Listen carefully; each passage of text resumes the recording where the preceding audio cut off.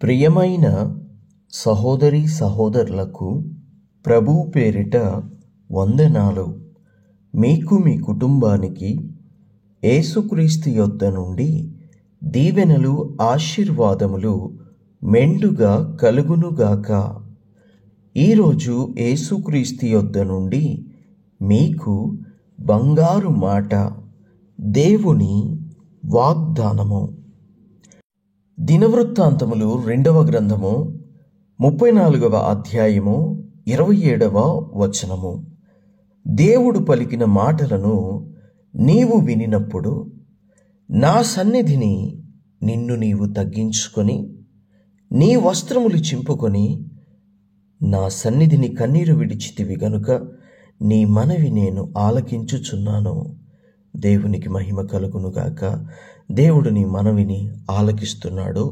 నీ కన్నీటిని ఆయన చూస్తున్నాడు. నీ హృదయ వాంఛలను ఆయన తప్పక తీరుస్తాడు. దేవునికి మహిమ కలుగునుగాక. దేవుడు పలికిన మాటలు. దేవుడు పలికిన ఏ మాట అయినా జరుగుతుంది. దేవుడు పలికిన అన్నీ కూడా సృష్టించబడతాయి, జరుగుతాయి. దేవుడు భూమి ఆకాశములు కలుగునుగాక అని పలికినప్పుడు భూమి ఆకాశములు కలగడము, ఆ భూమి మీద మనము నివసించడము చూస్తూ ఉన్నాము. ఆకాశాన్ని చూస్తున్నాము. నక్షత్రాలను అనగా చిన్న జ్యోతిని పెద్ద జ్యోతిని మాటతో కలుగు చేసిన దేవుడు, సముద్రమును అందులో ఉన్నటువంటి జీవరాశులను చేసిన దేవుడు, భూమిని దాని మీదున్న గడ్డిని విత్తనములను చేసిన దేవుడు, పలికిన దేవుడు. దేవుడు పలికితే ఏదైనా జరుగుతుంది అనటానికి మన కళ్ళ ముందు ఇన్ని ఉన్నాయి. దేవునికి మహిమ కలుగునుగాక. ఆయన మాట పలికితే చాలు, ఏదైనా జరుగుతుంది. ఎందుకంటే ఆయన అంత శక్తివంతుడు, ఆయన అంత మహిమగల దేవుడు, ఆయన అంత సత్యమైన దేవుడు. కాబట్టి ఆయన మాట పలికితే ఏదైనా జరుగుతుంది, జరిగి తీరుతుంది. దేవునికి స్తోత్రము కలుగునుగాక. దేవుడు ఒక మాట పలికినప్పుడు, అది మనము విన్నప్పుడు ఆయన సన్నిధిలో మనల్ని మనము తగ్గించుకోవడం అనేది ఎంతైనా అవసరమై ఉన్నది. దేవుని బిడ్డ, నీవు ఎంత హెచ్చించబడినా, నీవు ఎంత ఆశీర్వదించబడినా, నీవు ఎంత సంపాదిస్తున్నా, నీవు ఎంత పొజిషన్లో ఉన్నా, పేరు ప్రఖ్యాత పొంది ఉన్నా, నీకెంత ఆస్తి పాస్తులు ఉన్నా, నీకెంత అందం ఉన్నా, నీకెంత చదువున్నా, నీకెంత జ్ఞానమున్నా, నీకెంత తెలివి ఉన్నా, నీవు దేవుని సన్నిధిలో ఉన్నప్పుడు, ఆయన మాటలు పలుకుతున్నప్పుడు, ఆయన మాట నువ్వు నీ చెవులతో వింటున్నప్పుడు ఖచ్చితంగా తగ్గించుకోవాల్సినటువంటి అవసరం ఎంతైనా ఉన్నది. నువ్వు వేసుకొచ్చుకున్న బట్టలను బట్టి కానీ, నువ్వు వచ్చిన కారుని బట్టి కానీ, నువ్వు వచ్చిన సెక్యూరిటీని బట్టి కానీ, నువ్వు వచ్చినటువంటి ఆ బంగారు ఆభరణాలతో వచ్చినటువంటి ఆ బంగారు ఆభరణాలను బట్టి కానీ నిన్ను నీవు హెచ్చించుకోవద్దు. ఎందుకంటే బంగారం ఇచ్చింది దేవుడే, కారు ఇచ్చింది దేవుడే, వస్త్రాలు ఇచ్చింది దేవుడే, నీకు ఆ పోస్టు పొజిషను ఇచ్చింది దేవుడే. నీవు మందిరం దాకా నడిచి రావడానికి, లేదా దేవుని వాక్కు నీ దగ్గరికి రావడానికి, అలా వచ్చినప్పుడు ఆ వాక్కును నువ్వు వినడానికి నీకు ఆరోగ్యం ఇచ్చింది కూడా దేవుడే.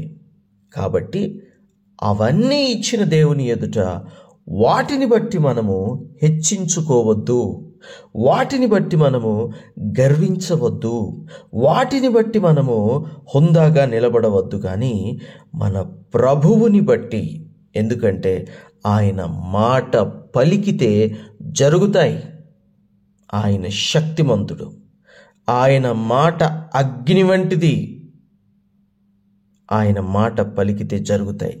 కనుక ఆయన ముందు మనల్ని మనము తగ్గించుకొని మోకరించి ప్రార్థించగలిగితే ఎంతో బాగుంటుంది. కన్నీరు కార్చుట ఆయన చూచినప్పుడు తగ్గింపు కలిగిన వారి కన్నీరును ఆయన చూడగలుగుతాడు. గర్వము అనేది పాపము గనుక, అహము అనేది పాపము గనుక, ఒకవేళ నీవు కన్నీరు కార్చినా, మనవి చేసినా, ప్రార్థన చేసినా, ఆ గర్వము అనే పాపము ఏమి చేస్తుంది అంటే దేవుని నీ కనుదృష్టిని కలవకుండా చేస్తుంది. దేవుని సన్నిధి నీ మీదికి రాకుండా ఆకాశంలో అడ్డుపడుతూ ఉంటుంది. ఏంటిదది? గర్వము అనే పాపము. కాబట్టి ఆయన సన్నిధిలో మనల్ని మనము తగ్గించుకోవాలి.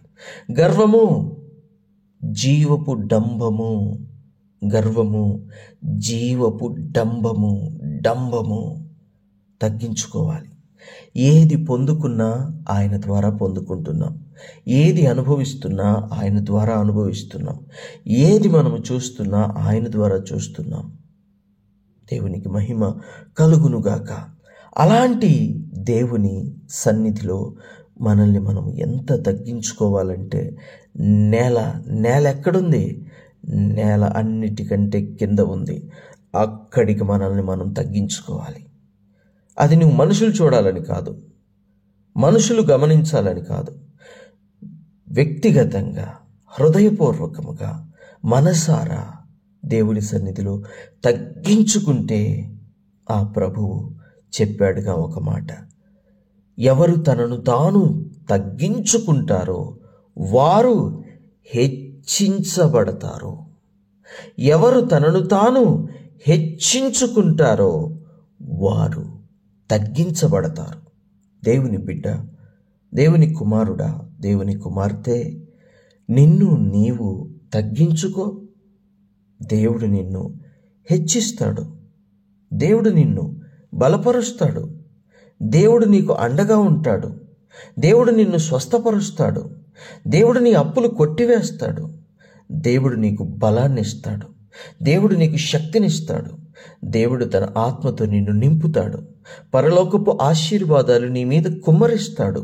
పరలోకపు దీవెనలు నీ మీద కుమ్మరిస్తాడు. ఆయన రక్షణ అంతా నీకు చూపిస్తాడు.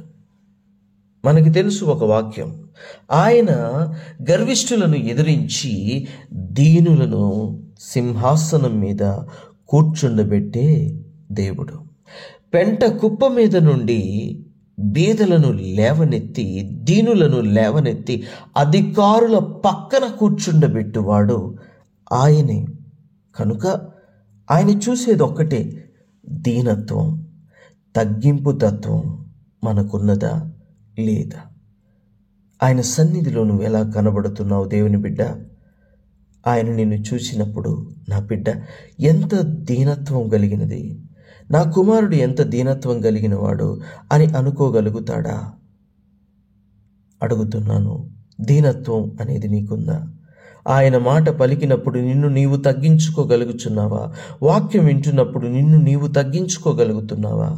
నిన్ను నీవు తగ్గించుకుంటే దేవుడు నిన్ను హెచ్చిస్తాడు. సమయం వచ్చినప్పుడు తప్పక ఆయన హెచ్చిస్తాడు.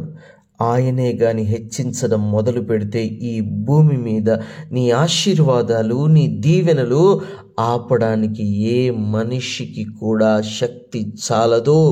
ఏ ఒక్కరు కూడా నీ ఎదుట నిలువజాలరు.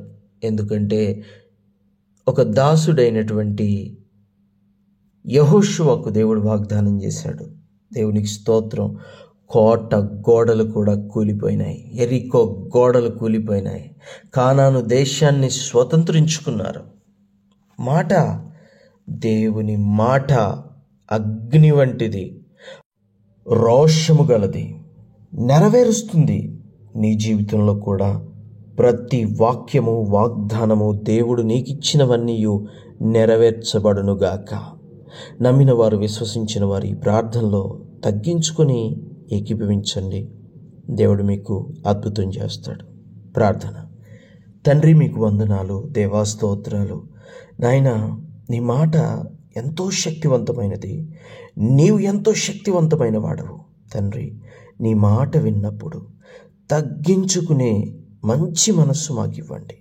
నీ సన్నిధిలో ఉన్నప్పుడు తగ్గించుకొని కన్నీరు విడిచే మంచి మనసు మాకు ఇవ్వండి.